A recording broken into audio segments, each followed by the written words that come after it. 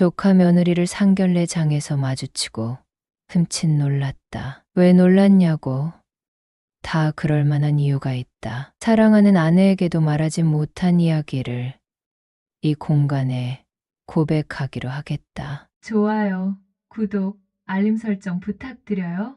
나는 사남매 중 차남이다. 맨 위는 누님, 내 위로 형님이 한 분 계시고 아래로 여동생 한 명 있다. 아들 둘, 딸 둘 남들이 말하는 가장 이상적인 조합이다. 나는 꽤 안정적인 기업에서 연구원으로 일하고 있다. 우리나라에서 대표적인 대기업이다. 사회 초년생일 때는 일이 무척 힘들었다. 게다가 잦은 해외 출장으로 아내가 많이 힘들어했다. 아이들이 한참 클 때 아이들 옆에 있어 주지 못해 미안한 마음이 들기도 했다. 그렇게 고생한 결과 높은 연봉과 복지 혜택을 받을 수 있었다. 우리 아이들은 대학생이 되니 회사에서 등록금을 내줬고 요즘도 회사에서 운영하는 워터파크도 아주 저렴한 가격에 이용했다. 회사에서 주최하는 봉사활동도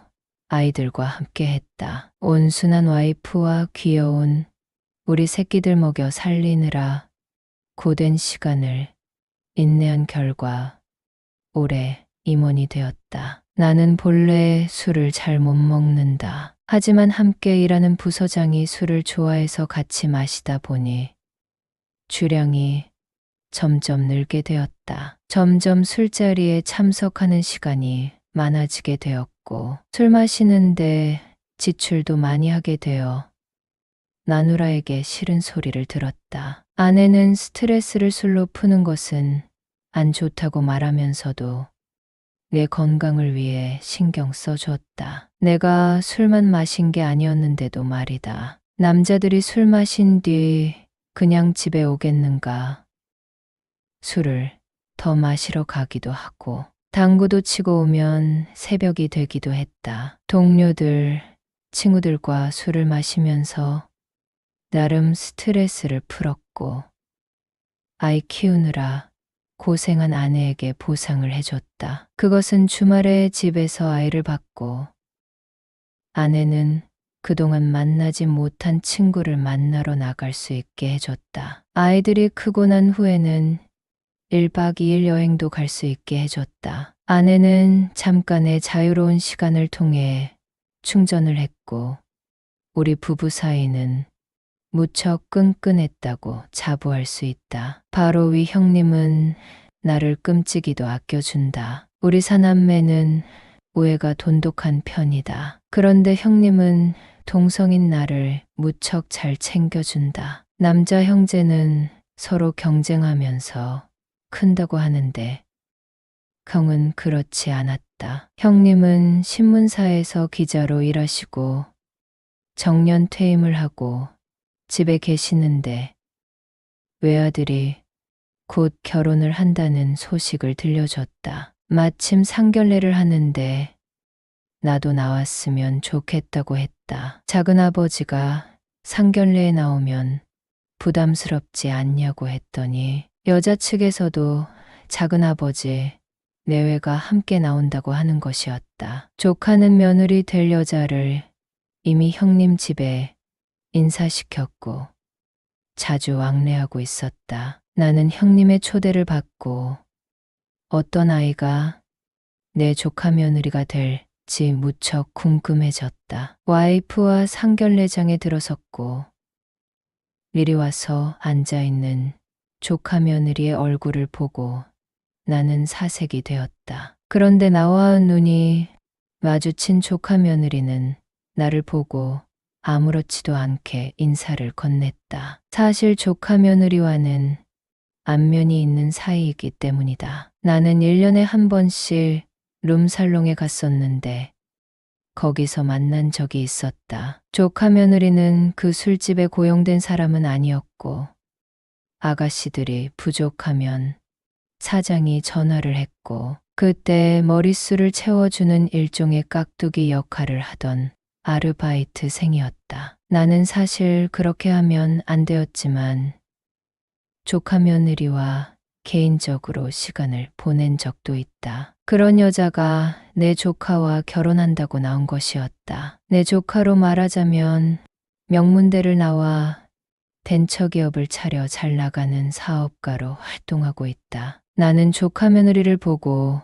긴장이 돼서 말도 제대로 잇지 못했지만 그녀는 얼굴에 철판을 깔고 나를 처음 본 사람이냥 공손하게 인사하는 모습에 가슴을 쓸어내렸다. 그 아이가 나를 알아보고 긴장하는 표정을 짓거나 나를 못했더라면 나는 더 당황했을 것이었기 때문이다. 아내에게 듣기로 조카 며느리는 집안도 좋고 예쁜 데다가 인사성 바르고 똘똘하고 저축한 돈도 많다며 이런 며느리를 맡게 될 줄 몰랐다며 자랑을 늘어놨다고 들은 적이 있었다. 형수님이 입에 침이 나르게 칭찬을 하니 어떤 아가씨와 결혼을 하는지 무척 궁금했는데 나와 술집에서 만난 여자라니 크게 놀라지 않을 수 없었다. 그렇다고 너의 정체를 낱낱이 밝혀주겠다. 나는 너의 과거를 알고 있다.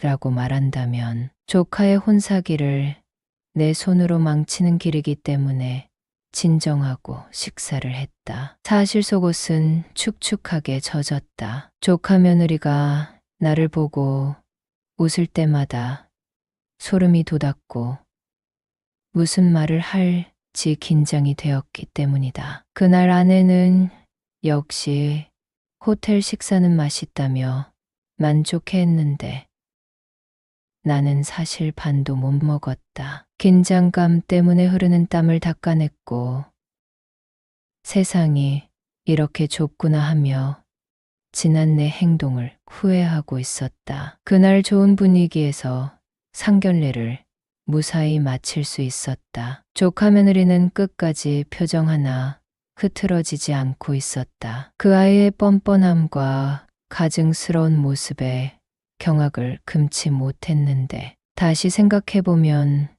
그 아이도 결혼할 남자를 만나 양가 부모님을 만나는 자리이니 긴장했을 거라고 본다. 여러분은 써리모의 영상을 재미있게 듣고 계십니다. 상견례 때 며느리의 작은아버지가 말하기로 며느리의 부모님은 경제 사정이 상당히 좋은 편이라고 했다. 시내에 있는 꽤 넓은 평수의 아파트를 사준다고 했고 진명이도 신랑, 신부 공동으로 해준다고 했다. 형님도 형편이 좋은 편이었지만 여자 측 부모에 비하면 새의 발에 피인 듯했다. 형님은 기분 좋게 와인을 건넸지만 나는 편하게 와인을 마실 수 없었다. 형님은 평소에 술을 즐겨하는 내가 오늘따라 예의를 차리고 그래.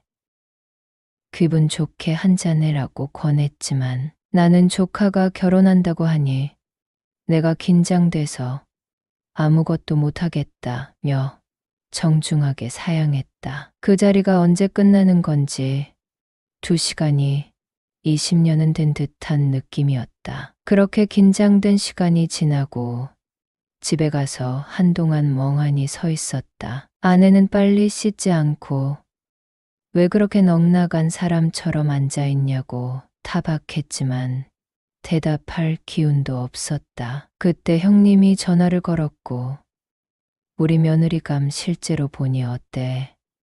네 형님. 제가 본 중에 가장 완벽한 처자 같던데요. 좋으시겠어요. 형님하고 형님의 비위를 맞춰줬다. 조카가 이 결혼을 한다면 나는 자주는 아니어도 큰 행사가 있을 때마다 그 아이를 보게 될 것이고 나는 너무 불편할 것 같았다. 게다가 술집에서 일했던 아이라니 모범생인 얘 조카에게 가당치 않다고 생각했다. 그 아이를 잘 달래서 조용히 결혼을 물으라고 말하고 싶었다. 다음날 회사에서 점심 먹고 쉬고 있는데 그 아이에게 전화가 왔다. 안녕하세요.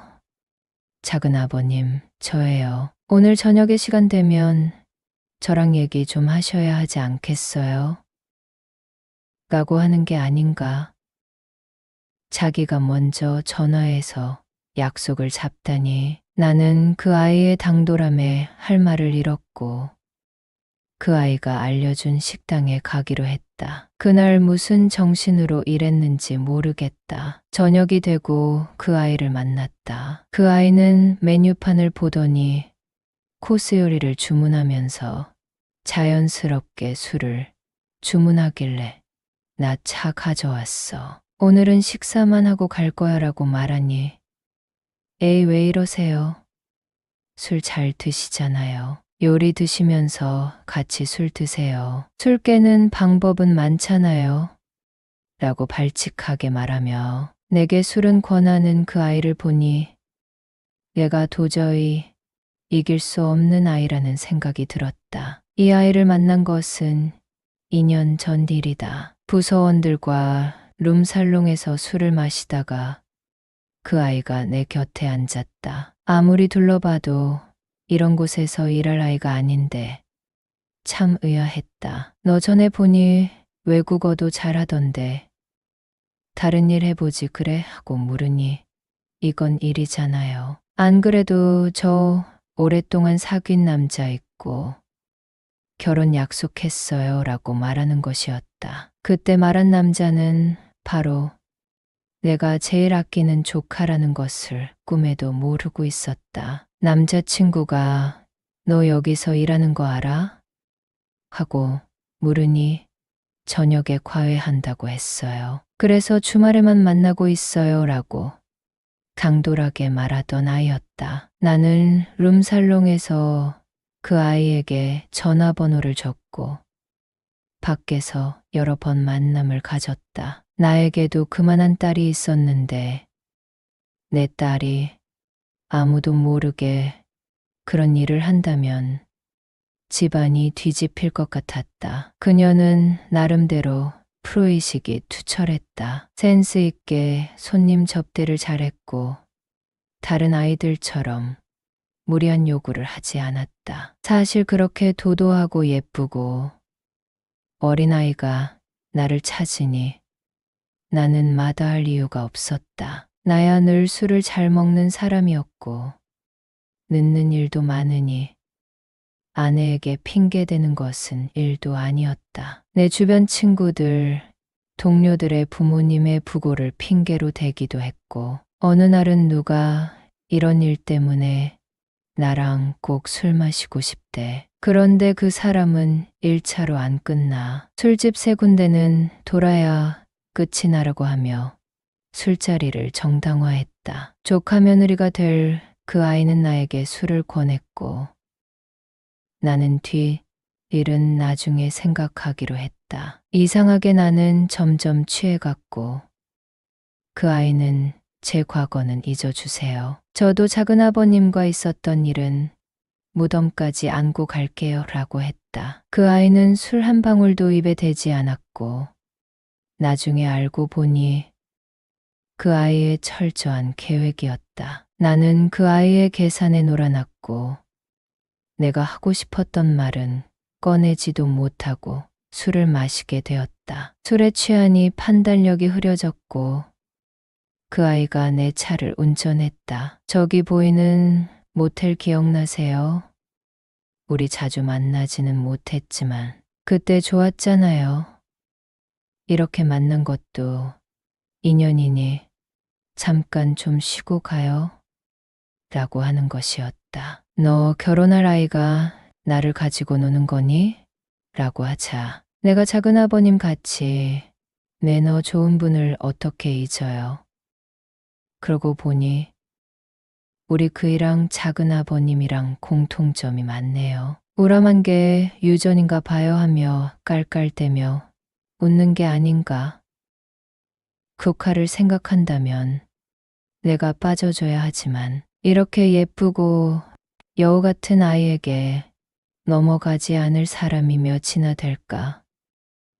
나는 본능에 충실해지기로 했다. 그 아이와 좋은 시간을 보냈고 우리 인연은 여기서 끝내자고 했다. 그리고 작은 시아버지로서 충고했다. 너의 당돌함은 이제 더 이상 받아줄 수 없어. 앞으로 행동 조심해. 내가 지켜볼 거야 라고 말이다. 그 아이가 순진한 내 조카와 잘 살지 진심으로 걱정된다. 이 일을 형에게 사실대로 털어놓을 수 없어 무척 답답한 마음이다.